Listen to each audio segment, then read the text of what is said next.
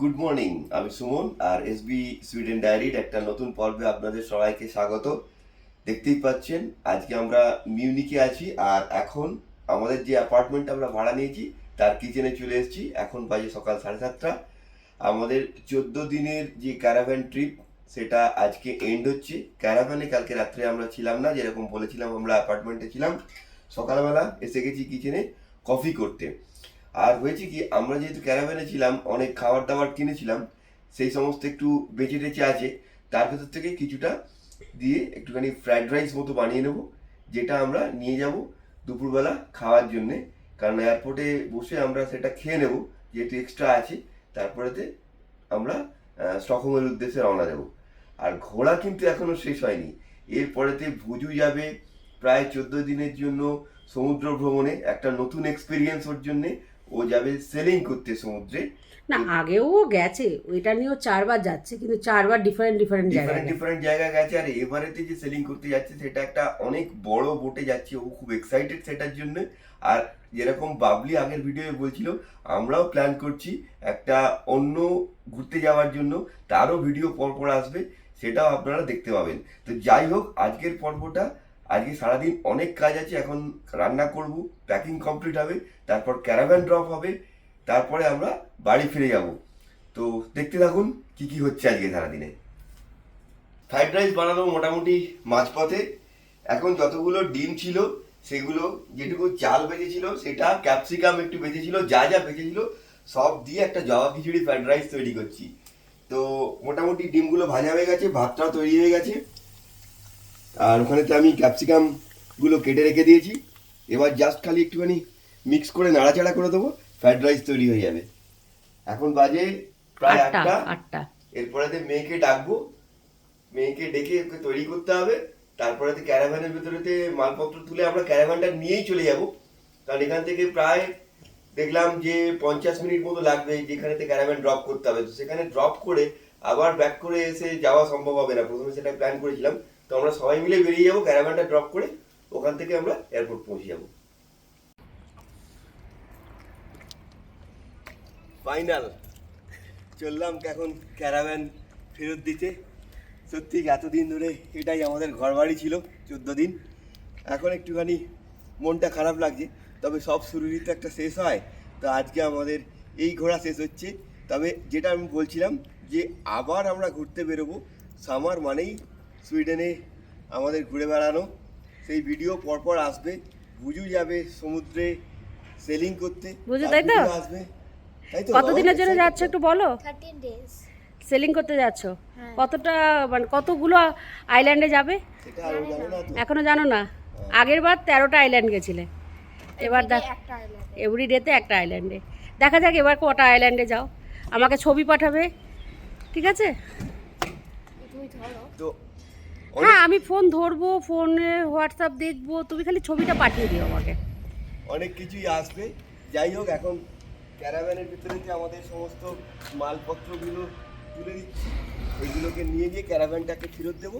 ফেরত দিয়ে তারপরেতে আমরা ওখান থেকে ট্যাক্সি করে এয়ারপোর্ট যাব।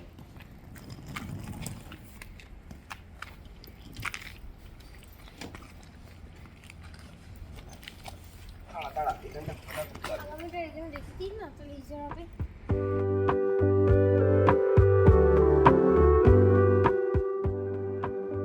আমরা এই ট্যুরটার প্ল্যান করছিলাম গত বছরের ডিসেম্বর মাস থেকে। একটু একটু করে সবার থেকে খোঁজ নেওয়া, কোথা থেকে গাড়ি নেওয়া যায়, কোন রুটে গেলে আমরা ঠিক মতো সমস্ত জায়গা ঘুরে দেখতে পারবো, কোন জায়গায় কতদিন থাকবো, কোথায় থাকা যায়, কত খরচ হবে, সমস্ত কিছু নিয়ে বিশদে পরিকল্পনা করেছি।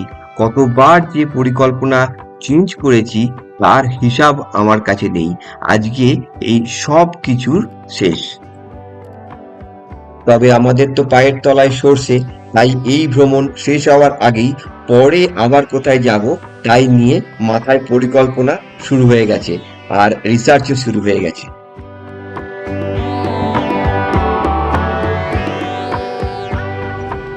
ক্যারাভ্যান ড্রপ করে দিয়েছি, চারদিকে প্রচুর ক্যারাভ্যান দেখতে পাচ্ছেন। আমার ক্যারাভ্যানটা ওরা চেক করে নিল সমস্ত কিছু ঠিক আছে কিনা। তো দেখে ওরা বললো কোনো কমপ্লেন নেই, সমস্ত কিছু ঠিক আছে, সমস্ত জিনিসপত্র যা যা ওরা দিয়েছিল সব ওরা একদম ঠিকঠাক ফেরত পেয়েছে। আমি এটাতে খুব নিশ্চিন্ত হয়ে গেলাম, কারণ পরবর্তীকালে যদি কিছু প্রবলেম হয় তখন কিন্তু অনেক রকম ডিসপিউট দেখা দিতে পারে। ভাড়া ক্যারাভ্যান তো, যাই হোক, ওরা 500 ইউরো আমাদের থেকে ডিপোজিট যেটা রেখেছিল, ওরা বলেছে 6 দিনের মধ্যে ওটা আমাদের কার্ডে, অ্যাকচুয়ালি ডিপোজিট বলতে টাকা নেয়নি, ব্লক করে রেখেছিল, সেটা ওরা রিলিজ করে দেবে। এখন এখান থেকে ট্যাক্সি নিয়ে সোজা এয়ারপোর্ট। আমরা মিউনিক এয়ারপোর্টে পৌঁছে গেছি বাড়ি যাওয়ার পথেতে। এখন আমরা একটু চেক ইন করবো, চেক ইনে আমরা ব্যাগেজগুলো দেবো, দিয়ে তারপরে তো এখনও 1-1.5 ঘন্টা দেরি আছে ফ্লাইটে, তারপরে আমরা ফ্লাইটে উঠব। আর বাড়ি ফেরার পথে ভাবলাম আমাদের এই 14 দিনের ট্যুরের একটা ছোট্ট মানস ভ্রমণ আপনাদের সাথে আমরাও করি। এই 14 দিনের ট্যুরের বিভিন্ন ছোট ছোট টুকরো নিয়ে একটা ছোট্ট কোলাজ তৈরি করেছি, দেখে বলবেন আপনাদের কেমন লাগলো। আর যারা সবকটা ভিডিও এখনো দেখে উঠতে পারেননি, তাদের কাছে অনুরোধ রইল এই কোলাজটা দেখে যদি আপনাদের ভালো লাগে তাহলে আমাদের আগেকার ভিডিওগুলো দেখে নিতে পারেন। আমরা এখন দাঁড়িয়ে আছি জার্মানির মিউনিক এয়ারপোর্টে। যেরকম সুমন আপনাদের বললো যে 14 দিন এটা আমাদের এখন ঘর বাড়ি, আমরা কোনো হোটেল বুক করিনি, আমরা 14 দিন এখানেই থাকবো। আর এই ক্যারাভ্যানটার মধ্যে সব কিছু আছে। এখন আমরা বসে পড়েছি রাত্রেবেলা ম্যাগি নিয়ে ডিনার করতে, যেরকম বলছিলাম। তো আসার আগে একটা প্ল্যান করেছিলাম যে আমরা কোথায় কোথায় যাব, কিন্তু এখন ওয়েদার রিপোর্টে দেখছি আগামী কয়েকদিন মেঘ, বৃষ্টি, থান্ডারস্টর্ম এই সমস্ত আছে কিছু কিছু জায়গায়। তো সেই জন্য ওয়েদার দেখে দেখে জায়গাগুলোকে চেঞ্জ করতে হচ্ছে।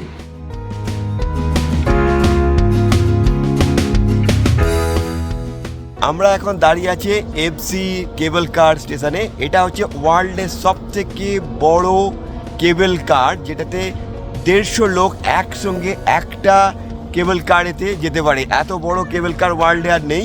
এই কেবল কারটা করে আমরা এখন যাব হচ্ছে জুক্সপিতে, জার্মানির হাইয়েস্ট পিকেতে সামিট করব।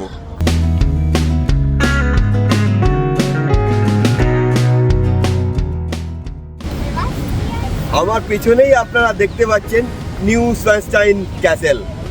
এই জায়গাটাতেই আমরা যাব। এটাই হচ্ছে ওয়ার্ল্ড ডিজনি যে ফ্রোজেন তৈরি করেছে, সেটা হয়েছে এই ক্যাসেলটা ইন্সপায়ার হয়ে।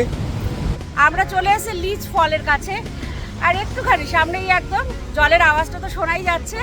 আমি আপনাদেরকে ক্যামেরাটা ঘুরিয়ে দেখাচ্ছি যে কিরকম জলটা দেখতে লাগছে, অপূর্ব। আমি দূর থেকে দেখতে পাচ্ছি।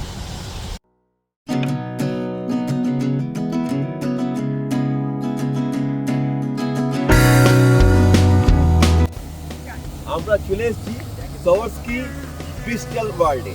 এটা ইন্সব্রুকের একটা অন্যতম আকর্ষণ বলতে পারি।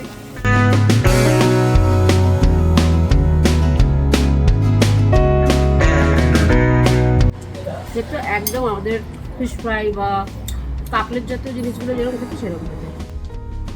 ওটার কেবল কারে এখন আমরা চলে উপরে যাচ্ছি, আর চারপাশের ভিউটা তো অসাধারণ। দেখতে দেখতে যাচ্ছি, তাই ভাবলাম এখানে একটুখানি ভিডিও করে আপনাদের দেখাই।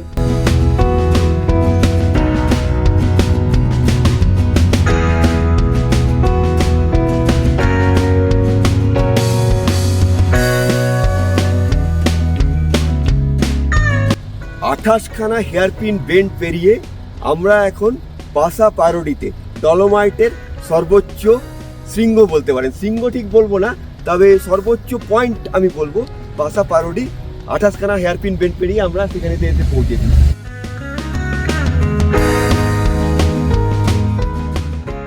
এসে পৌঁছে গেছি ডলোমাইটসের 3 মাউন্টেন্সে, পিকোলা, গ্রান্ডে, ওভেস।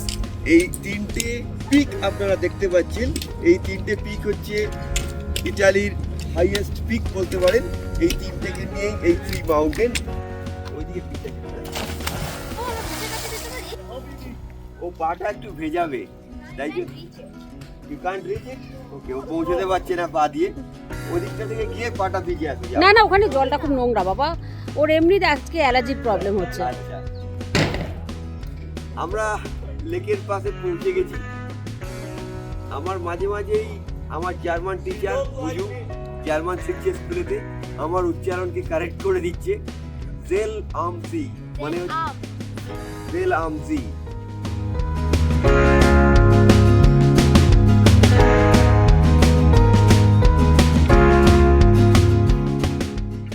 ভীষণ ভয়ের ছিল নামছিলাম তখন, কিন্তু আমার ছোটবেলার কথা মনে পড়ে যাচ্ছিল, স্লিপ করার মতো মজাও ছিল কিন্তু বেশ। জায়গাটা এত সুন্দর, কি বলবো, একটা দারুণ এক্সপিরিয়েন্স। আমার এরকম হাত রাখছে, একটা জিনিস দেখার আছে। আমরা এখন দাঁড়িয়ে আছি হালস্টাদ লেকের পাশে, সেই বিশ্ববিখ্যাত হালস্টাদ লেক। গুগলে সার্চ মারলেই হালস্টাদ বা অস্ট্রিয়া এই লেকের ছবি, ঠিক এই জায়গাকার ছবিটাই সব থেকে আগে আসে।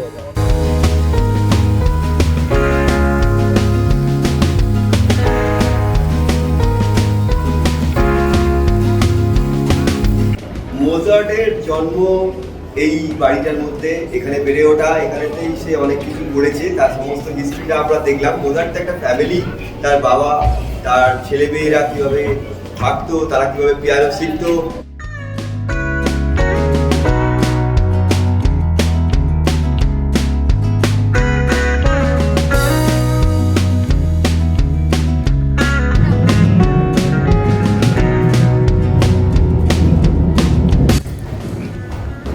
আমরা এখন ফোর্ট্রেসের ভেতরে চলে এসেছি। যেরকম আমাদের দেশে বিভিন্ন ফোর্ট আছে, সেরকমই এটা একটা ফোর্ট।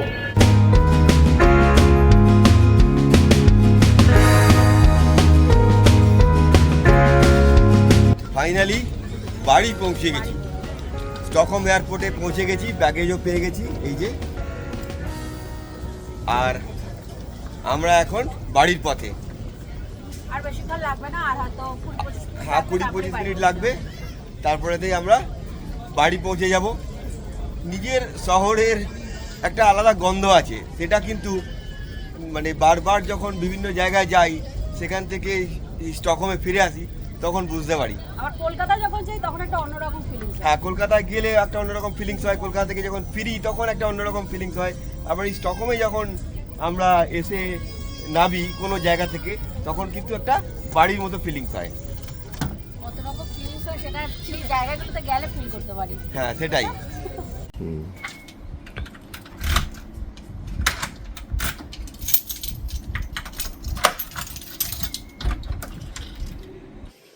নিজের বাড়িতে ঢুকে একটা অন্যরকম ফিলিংস তো সবাইকারই হয়। বাড়িঘর যেরকম রেখে গিয়েছিলাম সেরকমই আছে, কোনো অসুবিধা কিছু হয়নি।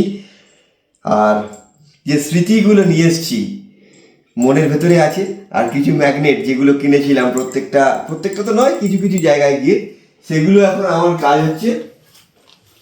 এই যে আমাদের ফ্রিজ, সেখানেতে লাগিয়ে দেওয়া। কোথাও গেলে একটুখানি স্মৃতি এগুলো নিয়ে আসি, সব জায়গায় হয়তো সম্ভব হয় না। যখন বুড়ো হয়ে যাবে তখন বসে বসে দেখবে যে এই এই দেশগুলো, এই জায়গাগুলো আমার ঘোরা হয়ে গেছে। হ্যাঁ, এই তো আর রয়েছে সমস্ত টেনেরিফে, বার্সেলোনা, তারপর ভেনিস, গটল্যান্ড, এখন আবার সলসবার্গ, ইন্সবুর্গ সব চলে এলো।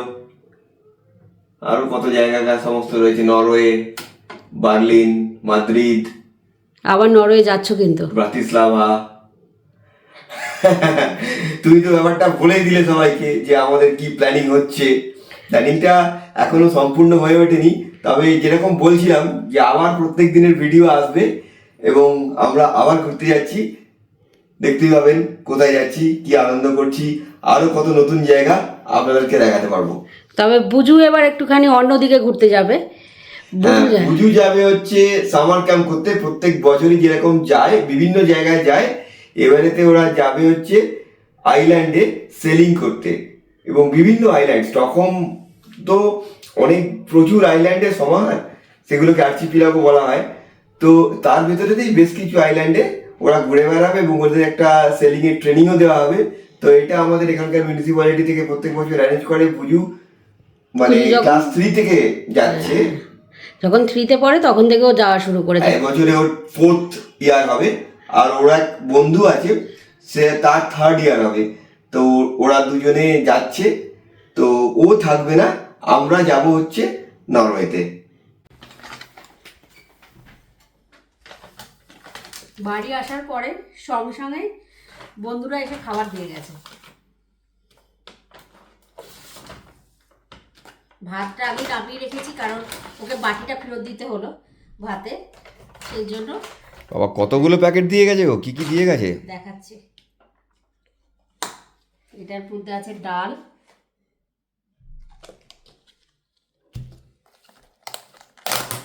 মাছের মাথার মুড়ি ঘন্ট, দেখ বুঝু, বুঝু ফেভারিট দিয়ে গেছে। মাছের মাথার মুড়ি ঘন্ট, আলু দিয়ে ফুলকপি দিয়ে রুই মাছের ঝোল,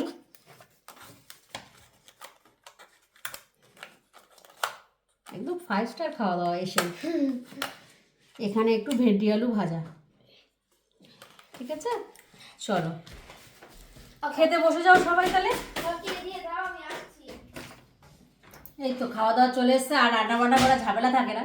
অবশ্য যখনই কোথাও ঘুরতে যাই বা দেশে যাই, দেশ থেকে ফিরি, সেই সময় সবসময় আমরা এখানে সবাই কেউ না কেউ এসে খাবারটা তৈরি করে রেখে দিয়ে যায়। এটাই তো দিয়ে যায়। বন্ধু বান্ধবদের সঙ্গে একটা পরিবারের মতো থাকার হ্যাঁ, সুবিধা, সেটাই। যে বিপদে আপদে বা প্রয়োজনে সবাই সবাইকার পাশে থাকে আর কি। সেটাই।